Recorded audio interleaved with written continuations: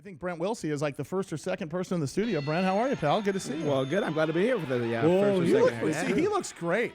He's got the blue there. He's got my name on his right ear better and on an TV Emmy than in you front do of him. right here in front of me. You're the only Thanks, person who Rusty. actually looks better on TV. Yeah, I was going to watch you on TV. Go ahead, how you been? You look great.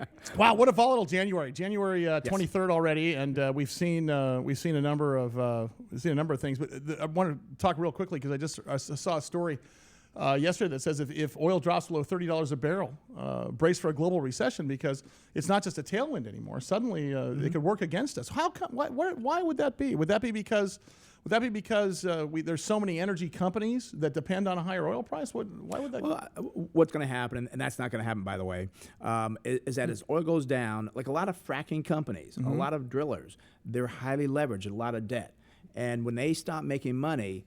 And all of a sudden they're going to losses. They can't pay their debt. Yeah. They're going to go under, and they're going to start seeing that now. Companies laying off and so forth. Now that's a good thing because what that's going to do, it's going to start decreasing the supply out there. And actually, in Davos, Switzerland, there's a big economic summit going on right now, and the Prime Minister of Saudi Arabia said, "You will see $60 a barrel of oil sooner than you think." Right. That's what he said. He could be right. Well, he could be he's wrong. not the only one, though. I mean, several people have said that, and these can't be.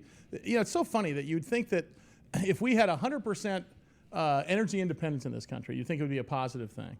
And it's really not. Right. Economically speaking, it's better that we have trade partners outside. Right now, I think we're creating close to 60% of our oil between us, Canada, and Mexico. Right. At one point, it was 51%, and you can see what the net result is. The net result is volatility in the stock market. Right. And let's talk about that. We've got some volatility going on. Can you blame oil prices for everything? It's part of it. The other thing, too, is the global economy concerns on that. Europe's back in the picture again, like, oh, Europe and so forth. And the thing that people don't get about this whole global economy is the United States, we are an importer, not an exporter. We support the world. I mean, our average trade deficit per month is $40 billion. So we help the world. We're buying stuff from Germany, from India, from China. I mean, you look at the trade deficit with China, I think it's like $19 billion. It's some crazy number. Beer, rice, toys. I know. Yeah, right. So what's going to happen is that we're going to help the global economy out by buying this stuff. It's not going to happen tomorrow, but it will be better 12 months from now. I tell my mom not to panic anymore on her oil But stocks. the import-export question is not necessarily a negative thing. I mean, I know a lot of people say that we don't manufacture anything in this country anymore. We've adapted to that. Yeah. But it does make it makes volatility more front and center when these things happen. Because boy, if there was ever a time in history that would prove that we're in a global economy, it'd be right now. Right. You know, so that's so the idea behind the idea behind seeing these 200-point swings up and down that we saw. I mean, as we saw this week, we saw one day that was up 260 points. In the last couple of weeks, we've seen these big up and down swings. Is that going to calm down when energy calms down, or is it a combination of the European Central Bank talking about quantitative easing? Is it a combination of everything?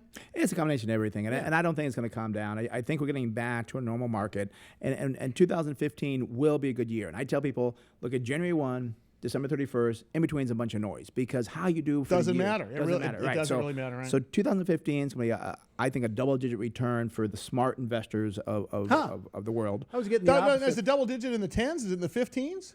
I think I'm putting myself out here. I think I can see on some of our clients. I think I can say this because I didn't do it. Well, no, I mean, I'm just asking you to pontificate. Yeah, that's here. a wide yeah, range, yeah. double digits. So when you say single digits, you know you really Well, don't wait, have. but hold, 10 to 15. I'll put that number. Okay, up. let me ask this though. When you're doing illustrations for your clients, because I get this asked all the time, when people go to retirement calculators and so on and so forth, I always say, okay, pick a 4% inflation number, and always pick a 7 or 8% return, and you're probably going to be somewhere in the ballpark, plus or minus 2 or 3%. Am I understating anything there? You are. You're understanding the performance if it's done right. Now, if you if it's done right, you could be an 11% illustration or 10%. I would say 8 to 10 is what I tell Okay. people. I tell people we average 8, 10, 12% per year. So on the low side, 8, high side, 12, depending on what you did and so forth. Right. Now I just talked to a guy today. He said, you've made money for me this past year. He goes, I have another broker who lost money last year. Yeah. And so those guys are out there. I don't know what they're doing, but they're not. Well, I think doing the answer is fundamentals. clear. Let's move the account. Yeah. I'm going to work for Brent as his salesperson. Coming like up that. soon. Any other predictions for the rest of the year? You think it's going to be a good year? You know, what's interesting is 2007, 2007, all followed with horrible years, 2001 and 2008, Right. obviously. 2014 had a great year. We're starting off sketchy this year, but almost everyone is saying we're going to have a good year this year. What's Yeah. the primary reason you think so? And see, I tell people I play this like a chess game. I'm going to head 2 to 3 moves. I'm now like at 16 and 17. 15 will be a good year. I think by the end of 2015, we could be selling, have more in cash. 2016 is not going to be a good year. Oh, good. Because got rates some will be higher, Yeah. inflation will be higher, valuation will be higher, presidential election year, nobody knows who's going to be the president. As So- long as it's not this guy, we're going to be very well, we know that's an impossibility. But, I know. but yeah. But you know, There are some lock 'em in. alternatives. And I work for a conservative radio station after this show in the afternoons, and everybody pretty much knows how fiscally conservative I am. But I can tell you, unfortunately, for guys like you, if you look at the data, Right. The market does better under a Democratic president. But then there's 50 other indicators saying that other things do worse under a But you Democratic. know why that is? because they borrow a lot of money, No, don't they? because they follow Republican That's exactly the president. cycle. Yes. It's the cycle. Right. It's like this president taking credit the other night Right. for the economy when what he's taking credit for is your basic economic cycles. Yeah. He anyway. He went in low. He's going to go out low. Oh, he's going to be the highest ever. He's going to get credit for the best economy growth, best stock market growth, and it's not what he did. Right. It's where he came in at. Yeah, that's exactly right. Hey, jobless claims look good this week. If you believe that sort of thing, less people filing for unemployment insurance. But you know, and I have to tell you, Brent, because I do think the Bureau of Labor Statistics is bunk, and I think all those numbers are garbage. But one thing you have taught me, among many, is that you got to go with something, Right. whether your scale is wrong Right. or not. Whether your scale says you weigh 100 pounds or 300 pounds, if you lose 5 pounds, you lose 5 pounds. If you gain 5 Right. pounds, you gain 5. It doesn't matter what that number is. Sort of the same with you. It's a starting point, right? And these are the best numbers. Now people say, oh, this is out there and so. But again, these are the best numbers out there you can get on a regular basis that again come out on time and so forth. So and that's what I look at. And actually, they're not as good as I like them to be. We were below 300,000 jobless claims. We bumped up above 300. Actually, came in 307 this week. But not great, but not bad either. Okay. I mean, yeah. So that's okay. And I watch those every single week. What's going on? You know, it tells me what's going to be the unemployment rate. More people working. That's good for the economy. So yeah, I mean, I do watch those every week. The jobless claims, my favorite jobless number is the ADP number, private payrolls. Right. Because basically what they're doing is a payroll company called ADP. For example, if you want the company to handle all your payroll taxes and all that stuff, you just put the money in the bank and they will cut the checks for you and make sure the taxes are paid. What they do is they take their reports each week.